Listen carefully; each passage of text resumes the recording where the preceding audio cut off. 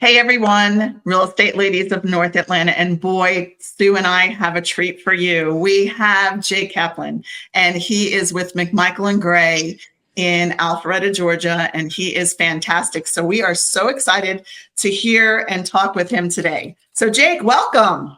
Hey guys, how are you? We're doing great. How about you? I'm doing great. I'm just so grateful to be with you guys here today and to talk a little bit about real estate. Fantastic. So let's start.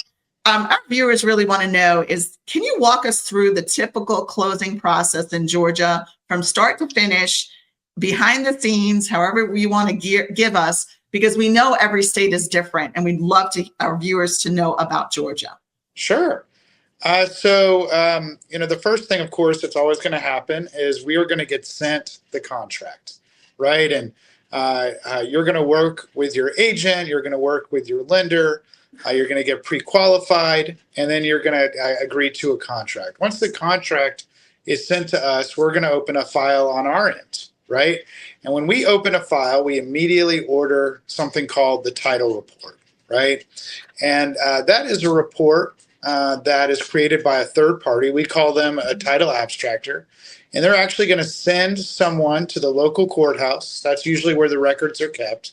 And they're going to create a report that details, who has the current ownership of the property, who has the right to possess the property, whether the home is subject to an HOA, whether there are any liens against the home or mortgages that have to be paid off, and basically just details everything that abstractor can figure out that needs to be cleared up before the property can be sold. Simultaneously, our firm will start reaching out to all of the parties to the transaction. That's the buyer, the seller, lender if there's a lender involved, to get certain information to begin the process of getting ready for closing. And then finally, once we have made all of those pre-closing contacts and gotten the information that we need, we'll begin the process leading up to closing. So we'll start working on the settlement statement, which is a summary of the numbers. We will start arranging the logistics, like who's going to sign where, how they're going to sign, and then finally we will have the closing itself. And that's, of course, the ceremony where everybody signs all the paperwork and bottles of champagne get popped and keys get exchanged, money goes out to everybody who needs it. It's important to remember that we do represent the lender here in Georgia, so that's who our client is. But really in Georgia, it's a non-adversarial process. So, it's not two sides going against each other. Everybody's kind of working towards the same goal. Yeah, together, right? Exactly. And, everybody wants the contract to be followed, the money to be dispersed correctly, the buyer to get good ownership, the seller to sell and be able to move on. And so, even though we are representing the lender usually, everything is kind of working in tandem. And then finally, after closing, we will get the deed recorded. We'll be responsible for that, and then issue the title insurance policies to both the buyer and the lender. So. Okay, great. So let me ask you a question here. So Sure. If you are purchasing a property for cash, who are you representing? In that case, it's going to typically be the buyer. We have something called the Georgia Association of Realtors contract that most realtors here in Georgia use. Mm-hmm. And typically that is going to say that the closing attorney represents the buyer when the buyer is not getting a mortgage. That said, there are exceptions to that. That can be changed, by agreement of the parties. But also, typically, when we are doing a new construction closing, when we're representing an institutional seller, they're always going to require that the attorney represent them rather than the buyer. So, Fantastic. So, Jake, we always like to tell our buyers and our sellers that we like to take them to closing as smoothly as possible. So, what are some common issues that some of our buyers or sellers could run into that could derail or delay a closing? And how can we avoid those issues? Sure. So, I always think of closing delays kind of in three buckets. And I'll go through the three buckets here, but the first is going to be buyer delays. The second is going to be seller delays. And the final thing is going to be title matters, right? So a major issue that we always see is if a buyer cannot attend closing, that can always lead to delays with closing. So when a buyer can't attend because they're busy or they're out of state or out of the country, we need to figure that out logistically. You can't just sign documents online for most closings, right? Documents have to be correctly witnessed. And Georgia law requires that we actually get the original documents back before we can finish the closing.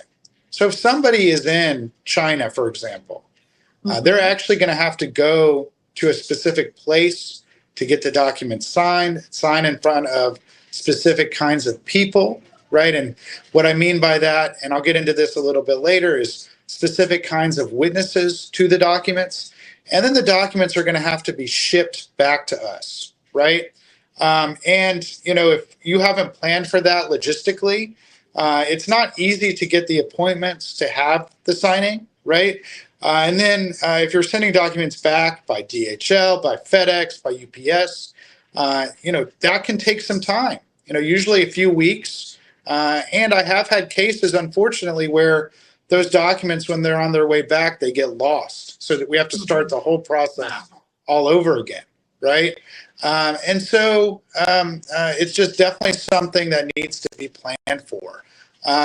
Also, when a buyer is overseas or they're sending money from an overseas account, that isn't something that happens like a domestic wire. Domestic wire can go through in just a few hours. An international wire can take a week or more, right? Wow. And sometimes, you know, the Federal Reserve, who manages the wires here in this country, they will put a hold on a wire if they have questions about it. You know, if they have questions as to whether the money is legitimate or not.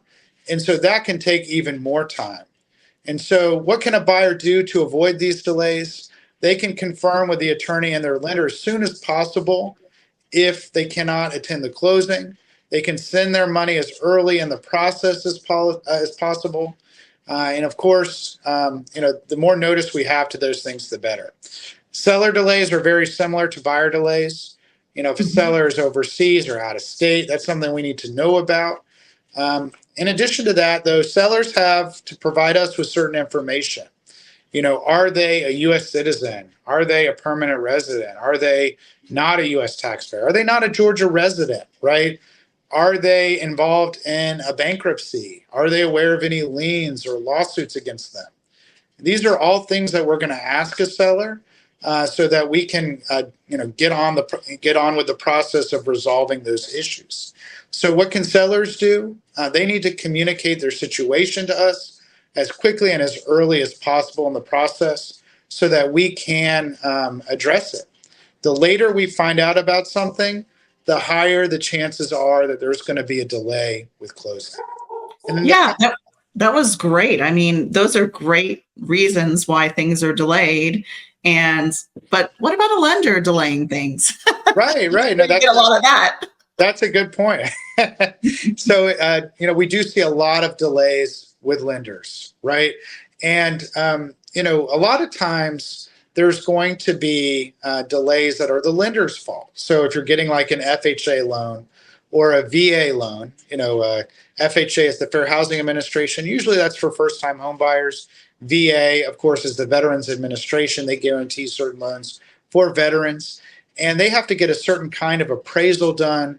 A lot of times there are delays with getting that appraisal. Also, if you're buying a condominium, right, that condominium has to be approved by your lender to issue financing on a unit in that development, right? And so a lot of times there are delays with those closings that are completely not the buyer's fault, they're the lender's fault, right? In those cases, the buyer can extend the closing date up to 8 days to allow more time to resolve those issues. And of course, you can always negotiate further extensions. But if a delay is the buyer's fault, like if you're not providing things that the lender needs, like pay stubs, like tax returns, things like that, then you don't have those same rights to extend the closing. So on that front, that's a great point, Mary Ellen. I would just say it's extremely important for buyers to provide their lender with their requested documents as promptly and quickly as possible, and to try to anticipate what the lender needs. So if the lender has been asking for your pay stubs, right, and you've been providing them, and you get a new paycheck and a new pay stub, go ahead and send that to the lender so they can continue on with the process. Being proactive is great. And then just a little bit about, I know that people get nervous about giving them your information and stuff. Do you use a secured system? Yes. How does that work? Okay. Yeah, so all federally regulated title companies are required to have the utmost level of data security. So we have a secure system. Most large closing attorneys do. We have a portal where they log in to provide their seller information. And of course, that is kept very secure internally with us. We're not sending it to anyone. We're not selling your information to anybody, right? We are just keeping only the necessary information we need after closing by Georgia law, right, to prove we had a legitimate transaction.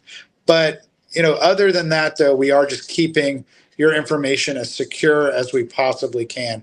And those standards are constantly changing. Lenders also monitor us and audit us to make sure that we are maintaining good data security. So it's a constantly evolving process to make sure we're protecting buyers, lenders, sellers, all parties to a closing. Right. Yeah, I have one question to that. Wait, one question that's because I think it's really important because I've had clients there's been wire fraud having to do with sending money to attorneys and people saying they're attorneys and they're getting the wrong information. So tell us a little bit about how secure your systems are when it comes to wiring money, and advice for a buyer on what they should be doing before they wire money, because I think that's really important to know. Yeah, no, that's another great point, right? So we always send a secure communication so people can log into our portal to obtain the wiring instructions. It's one of those things that people are criminals because it pays off, right? And a lot of the people who are trying to get you to wire money to the wrong place, they're unbelievably powerful, right? It's backed by terrorist groups or foreign countries, right?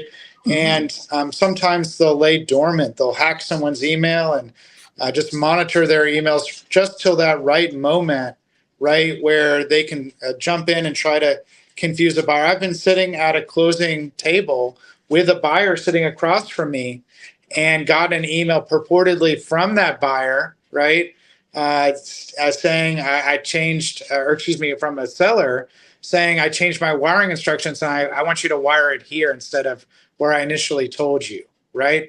And so what we'll always do is, whenever we're sending out wiring instructions, we're always going to send a note that the buyer should always call us on a verified number to verify the wiring instructions before. I always recommend that you do that. Google the law firm, right? And try to find a legitimate verified number and double check the wiring instructions. That's a good business practice. It's highly unlikely, of course, that someone's going to create a totally fraudulent website and make it look identical to ours. So I would always call the closing attorney. Since we work together, Mary Ellen, any of your clients, I would also, you could give them my direct line and I could verify the wiring instructions as well. For sellers, we're always going to verify the wiring instructions in person after we've checked ID, right? We're always going to want them to fill out a wire form in person. And again, that's because we value their money, and we're not trying to be intrusive and put someone on the spot, but we always want to make sure we're sending money to the right place. Good. Thank you for that. Yeah. That's really Yeah. great information. Yeah. Great. So, Jake, I just wanted to get back to something you mentioned as the third bucket that could cause a delay. And it's something that I've actually experienced with one of my buyers experiencing a delay in being able to close because there was a title issue on the sale of the property because the property hadn't gone through probate properly years before. But so if you could talk to us a little bit about why title insurance is important for buyers, what risks it protects against, and what the difference is between lender's title insurance and owner's title insurance, and why buyers need both. Right. Those are all great questions and great areas of discussion, Sue. And, first I'll go through, the fact that one of the major things that causes delays is title issues, right? Mm-hmm. And, there are certain things that can be done by sellers to lessen those delays. If you're selling real estate and you have any doubt whatsoever that you have full right to sell a property, that needs to be communicated to your agent, your listing agent, as early in the process as possible. Probably you want to go ahead and do a title search, right? And figure out what's actually going on. And then try to address it before you even go under contract. You can lose contracts. A lot of buyers, I'm sure Mary Ellen and Sue, you can back me up on this. They're not going to want to wait around for 2 to 3 months while you're working through an issue, right? And so it's much better if you know you're going to sell your home and you have doubts to be proactive about it and to communicate that to a closing attorney. There's really nothing that we can't fix or cure with enough time, right? There are ways to do and get past almost any issue, but what can blow up your deal and get you in trouble is, of course, if something is not resolved before. So, you asked what kinds of title insurance you can get. The first thing I'm always going to say is if a seller has title insurance, that's going to make our job 100 times easier, right? And the reason for that is title insurance will allow a seller to sell because it will provide affirmative coverage for an issue in cases where they typically would not be able to sell, right? And so from the seller side, I'm always going to say, it's always great if you have title insurance, right? And I'm going to get into a description of the why from a buyer side you want to buy it, but it's always important to remember that eventually, you're always going to sell a property that you buy. And if you have title insurance, that's going to allow you to get past a lot of issues that we run into. So there are 2 different kinds of title insurance. And, what is title insurance? So that might not be obvious to you, right? Title insurance is a kind of insurance that guarantees an interest in property, right? So just like you have insurance, homeowners insurance, that guarantees the value of your property, right, against fire, like if your home burns down, or flood, burglary, property damage. There's also insurance out there that protects your ownership, right? And that's against claims that are hidden or unknown at the time that you purchase a property, right? And you might be asking, Jake, you just mentioned you did this title search. How could something possibly come up that we wouldn't be aware of at the time of closing? Isn't that your responsibility? And the answer to that is no, right? And the reason is when we do a title search, there are things that it would be impossible for us to see. First of all, if somebody has committed fraud, forgery, we're not required to be handwriting experts, right? And if something comes up that we couldn't see for that reason, the only thing protecting you in that case would be title insurance. Similarly, whenever we look and do a title search, we can only see to a certain point in the past. So depending on the county, you're talking that we can only see up to about 2 to 3 weeks ago. And so if something very recently happened, we would not be able to see that. And again, the only thing that would protect you in a case like that would be title insurance. Now, there are two kinds of title insurance. There's a lender's title insurance and owner's title insurance. The lender's title insurance protects the lender, and the owner's title insurance protects the buyer, right? It's important to remember that a lender's policy provides no coverage, zero protection for the buyer. At the same time, the lender is going to require that the buyer pay for their insurance to protect the lender's investment. If you look at who owns the majority of a property at the time of closing, it's almost always going to be the lender, right? Because they're financing everything. Whether they own 80% or 90% of the current value of the property, it's almost always going to be the lender who has the most at risk. So that's why they require that.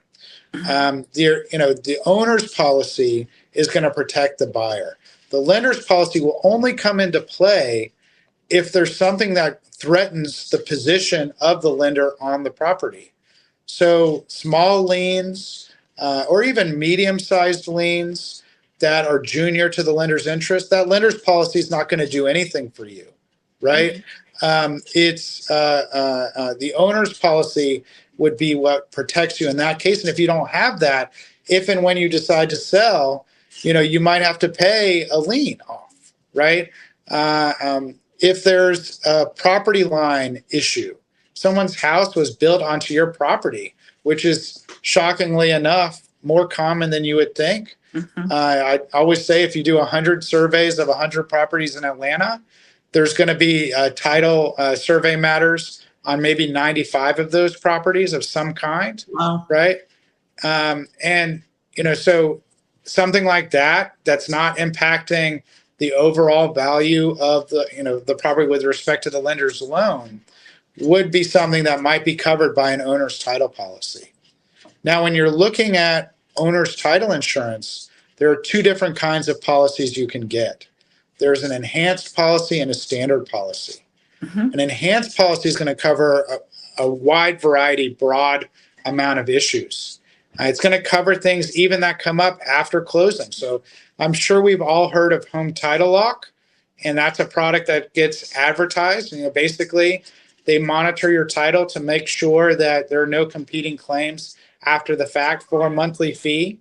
An enhanced policy provides you that same coverage, and it's included in the price when you buy the title insurance, right? That's just one example. Enhanced policies will also increase in value, provide increases in value. Real estate tends to get more expensive, especially here in the Atlanta area. And so you're going to want a title insurance policy that's going to mirror your home and kind of follow the value of your home so that if you do have a loss, even a total loss, you're getting the current value of that home back and not some lesser amount that you bought it for, right? Standard policies also only cover a few things that are pre-existing. Owner's title insurance policies will kind of go into the future and to protect against changes with respect to the property, even into the future. So I'm always going to recommend getting an enhanced policy where it's possible, right? And generally the pricing differences, just a few $100s, a few percentage points. I'm kind of the mind that if you're in for a penny, you're in for a pound, and go ahead and get the maximum amount of coverage. That's a really, really good advice coming from Jake, our attorney. So, how does your office handle title searches, and what red flags do you look for during that process? I think that's a good question. Yeah, no, that's, again, an amazing question, Mary Ellen. I would just say, it's like we said, we do send a third-party company. We call that a title abstractor. You might be wondering, why do we send a third-party company to the courthouse and not go ourselves, right? And the reason for that is we want to make sure that that company has its own insurance in case they miss something. Right. Just like anything, no one is perfect. And so if a loan gets missed, if a deed that creates a cloud on title gets missed, and it's not on our report, we want to make sure that we can hold someone responsible for that, right? And so we send a third-party company that will actually go to the courthouse, look up the records, and then if they miss something, they have insurance in place to step in and protect us and the buyer in that case, right? What are some red flags? If a buyer is an estate or a trust or a business, if a seller is an estate or a trust or a business, that can always be a major red flag, right? Whenever someone is not an individual, we want to make sure, whenever a seller or buyer is not an individual, we're always going to have to make sure that that person who signed our contract had the right to do that, right?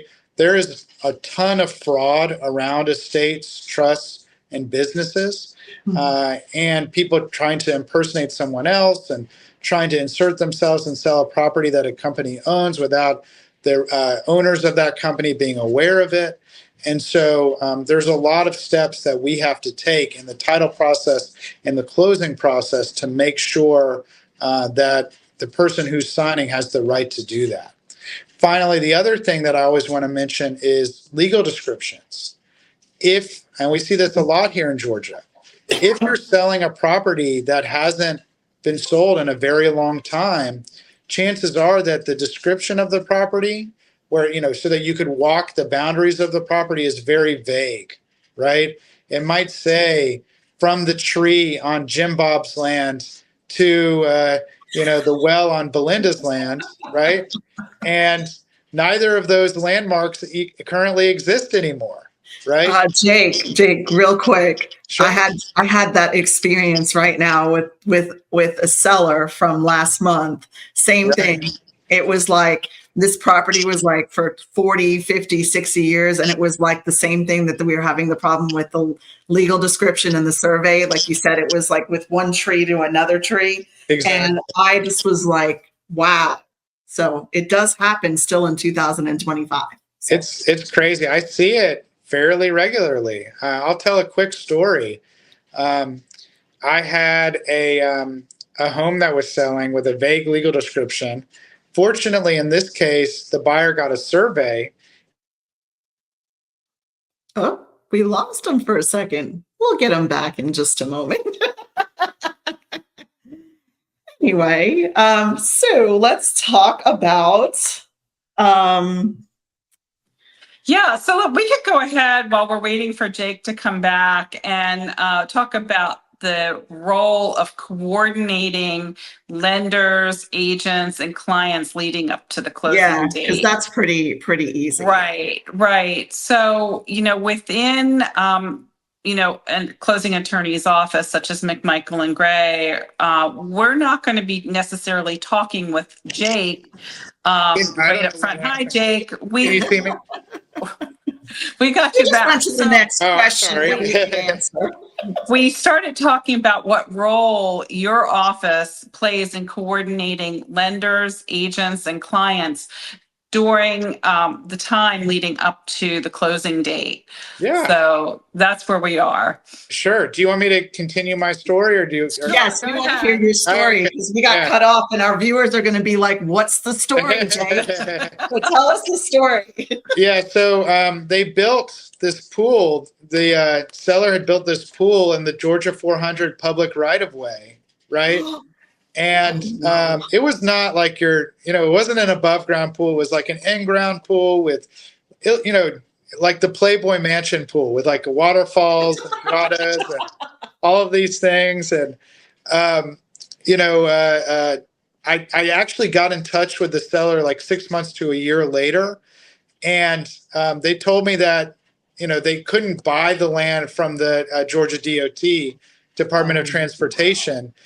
They actually had to go up for public auction, right? Wow. So someone could have come in and bought their pool out from under them and, had this amazing pool that they had the right to use. So, I'm always going to recommend that people get surveys. Here in Georgia, we don't require surveys.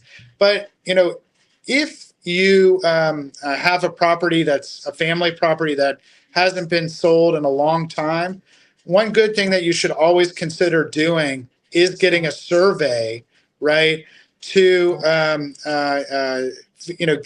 in advance of a closing so that this kind of thing doesn't come up when you're already under contract. That is Now, you a great tip. So the tip is, if you are buying a property or you are selling a property and it's been, in a family for 40, 50, 60 years, you need to get a survey. I love that tip. So yeah.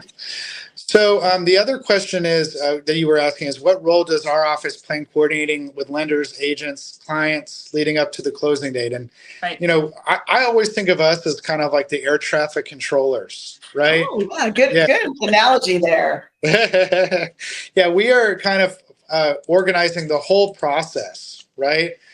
So, with the title, we're searching the title. With the sellers, we're verifying their signing instructions and also where their money is supposed to go. With the buyer, we're either confirming with them how they want to sign or arranging if they're not going to be able to attend closing, how that's going to happen. We're also confirming for them where they need to send the money. We're hosting the closing process. We're getting all the money from all parties who have to bring money to the table. And then we're dispersing the money to the appropriate people, the agents, the seller. Sometimes the buyer sends too much, so we have to get them their money back, right? And so, we kind of facilitate and organize the whole process. Yeah, definitely. Yeah, Jake, we always tell our buyers and our sellers that this is something that we, do for a living, and we do it several times every single month. They might only do it a handful of times in their lifetime. And so from your experience, what are the common misconceptions that buyers and sellers have of the whole closing process? What generally do they not understand or understand incorrectly? Right. Yeah. And Sue, I'm like you. I sometimes become a little bit desensitized to the process. Mm-hmm. So I always like to buy and sell real estate myself because it puts that, kind of that fear and anxiousness in my gut, and I can empathize better with buyers and sellers, right? Because if you do something 100 times, it becomes kind of you do it by reflex and not by how it should feel to the average buyer or seller. And so, there are some misconceptions that I want to point out. And the first is, of course, how many documents need to be signed?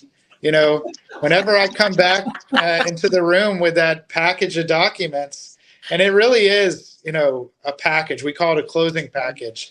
It's thick, right? Yeah. And every year it's getting thicker, right? And the reason for that is anytime anyone tries to not pay their mortgage and come up with some kind of novel legal theory about why they don't need to pay their mortgage, that's going to add a paper for everyone to sign. Right? And so, be ready to sign, right? And, if you're going to want to read the documents in advance, ask for the documents in advance, right? If you try to read everything that I'm going to put in front of you at closing, it's going to take 3 to 4 hours, right? And most people don't take that into consideration. So I would say, if you're someone who likes to read everything that they sign, just please ask for those documents in advance. That is a great tip. And I always tell people, I say, that's the first thing I say. If you want to read all those documents, let us know ahead of time. We're happy to get them to you. But honestly, the attorney is going to summarize each one of the documents that you are signing so you don't have to read. But if you're bored and after you close and you want to read them again, go sit outside and have a cup of coffee or a beer, right, and read them. I mean, if that's important to you. Yeah. Or if you're having trouble sleeping, right? So, it'll put you right to sleep, won't it? Yeah. The other thing that people have a misconception about is how they can send the money necessary for closing, right? Mm-hmm. And Georgia has something called a good and adequate funds law, which says that any funds owed for a closing over $5,000 are required by law to be sent by a wire transfer, right? Mm-hmm. And so it's not something you can send an ACH, an automatic check, right? Okay. I've had people show up to closing literally with cash in a briefcase, right? And, that's not something that we can accept, right? People want to pay with a personal check, right? The reason we can't accept that is because you can cancel a personal check up to, usually 3 to 7 days after you issue it, right? And of course, if we've already dispersed that money to the seller for their closing, then that's going to create major issues for us, right? And so money always has to be sent with a wire. Also, we always hear from people, I'm the owner, but I want you to pay my cousin Jeffrey because I own money, right? Right? Or it's an estate. Hey, can you go ahead and not pay the estate? Can you pay the heirs, right? We're never going to be able to do that. First of all, it's against the law, right? We have to pay the people on title. But second of all, anytime an attorney does anything like dispersing money directly to heirs, we're taking on some liability. And so no closing attorneys really are going to want to send money at your direction to some, third party, right? It's just not something that we can do. We're not trying to be jerks, right? But it's something that we can't take the risk on getting wrong. If we send thousands of dollars to the wrong place, there's only one company people are going to come after if they don't get their money, and that's us, right? So with our neck on the line, we're always going to pay the people on title. The one other major misconception is the final CD 3 days before closing, right? People always think that final CD that you get from your lender, that closing disclosure, is going to be an exact match to the settlement statement they get on the closing day. And that's not the case, right? Basically what that is it's a kind of a specific estimate of what we think the numbers are going to look like, but there can be deviations from that at the closing table. So, we always tell people, it's not usually going to be an exact match from what you got 3 days before closing. There can be some minor changes. Be ready for that, right? And then finally, when you're signing documents not in our office, it's important to remember that Georgia law does require certain documents, those documents that have to be recorded in the county records, they have to be witnessed in a certain way, right? And if they're not witnessed in that way, then those documents are not signed correctly, right? And they can't be used for closing. So generally in Georgia, documents have to be witnessed by an unofficial and an official witness. That official witness can be a notary or a consular official, but it cannot just be, any random person, right? And then those witnesses have to sign to say that they actually witnessed the signatures with their own 2 eyes, and not that they just verified the identity of the signer. And those are major issues that we see and major misconceptions that we see in this process. I just to touch on that for one question is also people like, I have to write my name, my initial, and my last name a gazillion times. Or if they're doing power of attorney, oh my goodness, that is fun. And you write out exactly what has to be said. And people are like, do I really have to do that? You're like, yes, you have to. That's exactly right. Yeah, be ready for your hand to fall off if you ever have to sign as for a power of attorney. Yes, exactly. So, Jake, one of the questions I hear frequently from buyers is, okay, I've received my closing disclosure. Should I wire the exact amount that's on my closing disclosure, or should I wire slightly more than that to the closing attorney? Right. So I always recommend sending your wire with a little bit of a buffer, a padding. And I generally recommend about $1,000 more than the amount listed on your closing disclosure.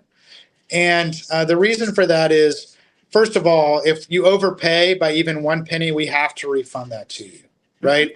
We're not just going to keep that, right? This is a no tips business, right? And so, there's no downside to sending a little bit of money. And a lot of times people will show up to closing without a checkbook or an easy way to give us money if there needs to be additional funds paid. So for that reason, I always recommend sending a little bit of a buffer. Does And what anybody else really should- wait? Does anyone really have a checkbook anymore, though? Too, right? No, they, You yeah, know what they I don't. mean? Yeah, no, I they don't. can't tell you how many times I'm like, well, just bring a check just in case. And we're like, well, we haven't written a check in 10 years, or we don't even own a Right. checkbook. And I'm like, ooh, Yeah. And then they have to go get like a counter check from the bank, and that's like a 2-hour process. And, correct. you know, so I'm sure you've experienced that a lot. I have, yes. And I've seen that blow up a closing. And, you know, literally people have their, their stuff on a moving truck and they can't move in because, you know, it's 4:30 on a Friday and we don't have all the money, right? And Right. so, that's why I always say send a buffer and then, have a way in mind where you can get more money, right, if needed. So just be ready for that to come up. What else should people bring to closing, Jake? Yeah. 2 forms of ID for a buyer, seller, just one government form of ID. Make sure your ID is current, right? Because we are required by the Georgia title standards, and a lot of lenders are going to require current ID and not an expired ID. Yes, that might mean you have to go to the DMV before closing, right? But, and that's unfortunate, right? But, if we don't have a current ID, that can also blow up closing. We're always going to have the pins and everything like that. If you have a checkbook, bring your checkbook, right? Because we always want to have that in our back pocket in case we need more money. And then for a seller, if for wire transfers, if we're going to send you your money, having your checkbook there, that's going to have your account information on it and give you that security that you're putting the right bank account information on our wire form. So, Jake, besides handling real estate transactions, what other services does McMichael and Gray offer to, buyers or sellers or any other real estate investors? Yeah, so we represent a lot of builders, right? And we do everything from their land development work to preparing a contract for them, right? Builders don't use the standard contracts that we see that realtors use. Builders are going to use their own contracts. They're going to be heavily in favor of the builder. And so one area that we do a lot of work in is representing those builders, right? And then we do some small amounts of litigation, business formation, but really our main thing is real estate, is transactional real estate for, not commercial properties, for residential property. So. Do you have any other advice especially for first-time home buyers in the state of Georgia, so that they feel confident and, walking into their first closing? Is there any tidbits you can offer there? Yeah, I would say, I've said a lot of stuff today that can be a little frightening, but don't be scared. You have realtors. We have 2 amazing realtors on this podcast with us here today. But you have 2 realtors who are, on each side, who are working really hard to make sure everyone is protected, everyone is getting what they think they're getting, right? Even if something comes up, you have homeowners insurance, you have title insurance. There's all kinds of safety nets in our process here. Don't be scared. Investing in real estate is the only finite resource, in the world. It's going to, a lot of people, a lot of wealth is driven by real estate. My main regret now is that I didn't invest earlier in my life, right? And don't be scared. That's my number one piece of advice. And I want you to know that we're not going to abandon you after closing. If something comes up, come to us, right? And even if we can't help you, we're going to point you in the right direction to someone who can. And then the last thing I'll always say is always get title insurance. Yes, even new construction. Yes, even if someone has owned a property for a long time, right? You want to be able, I've seen the negatives, the specific negatives. You want to be able to sleep at night, always get title insurance. That way you can rest and know that your interest in the property is protected. Great. Hey, so Jake, I want our viewers to know about you. So we'd love to hear some background about you and also about McMichael and Gray and where are they located and what other states are they located in? Gotcha. Yeah, I'm from the Atlanta area, born and raised. I was born at Piedmont Hospital and grew up here. I love Atlanta. I love real estate. It's a passion of mine. I personally am a real estate investor, and I grew up in the Alpharetta area. Still work in that area currently, and just love real estate. When my grandfather was born here in Atlanta, he always used to say there were 60,000 people here. And by the time he died, there were 6 million people here. So I've seen the wonder of Atlanta real estate and the wealth that creates. And so just something that I love doing every day. Our firm is based here locally, right here in the Peachtree Corners, Alpharetta area. But now we are active in a few states. So Georgia, Florida, South Carolina, North Carolina, Tennessee, Alabama, and Texas. And I know we have plans to expand even more into other states. Pretty much everywhere in the Southeast, if you have real estate business, we can work with you. We can make those transactions work out. So we just love the opportunity to work with you guys. Anyone who's listening, and also, of course, with Mary Ellen and Sue, right? Yes, of course, of course. Yeah. And I actually did. One other thing our listeners should know is that Mary Ellen and I can also help you in any of those states find a wonderful real estate agent to work with. That we do interview agents on a regular basis, and we can make great referrals, not just for other agents, but also for McMichael and Gray, so that closings go smoothly and get to the closing table appropriately. Yeah. Even if you're working with Mary Ellen and Sue and you're in another state, we have offices in all of those states that I mentioned. So you can come and sign in our office and not have to scramble to find somewhere to sign if you're working with us. Well, perfect example of that. I'm going to say a story. I bought an investment property in South Carolina, and I didn't have to drive to South Carolina. I literally went upstairs to McMichael and Gray with Jake and signed the paperwork for my investment property. So I didn't even have to make the drive to South Carolina for the closing. That was amazing. So yes. And, you should never be limited by a zip code if you want to buy a property, right? You might want to buy a beach house in South Carolina or North Carolina or Florida, right? And, you want that process to be as easy as possible for you. So one thing I think that sets us apart is that we can make that super easy for when you buy your beach house or you buy your condo that you're investing in. You want to go and find the best deal, and that might be in another state, and we can facilitate and make that as easy as possible. Yes. Hey, Jake, anything else that you would like that we did not cover that you would like our viewers to know? Yeah, I mean, like I said, I just want to reiterate, it's always a good time to invest in real estate. I know we're seeing a lot of economic turmoil, and people think, oh, I'm going to wait and see how all of this shakes out.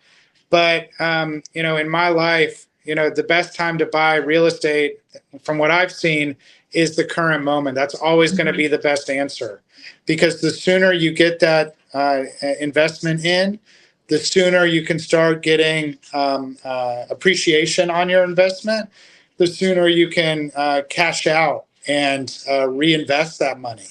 And I've just seen so many people who finally decide they're going to buy real estate, get invested, and I've never seen a negative case for someone who's buying a home, or at least breaking even. The only time you'll ever lose money in real estate is if your time horizon isn't long enough.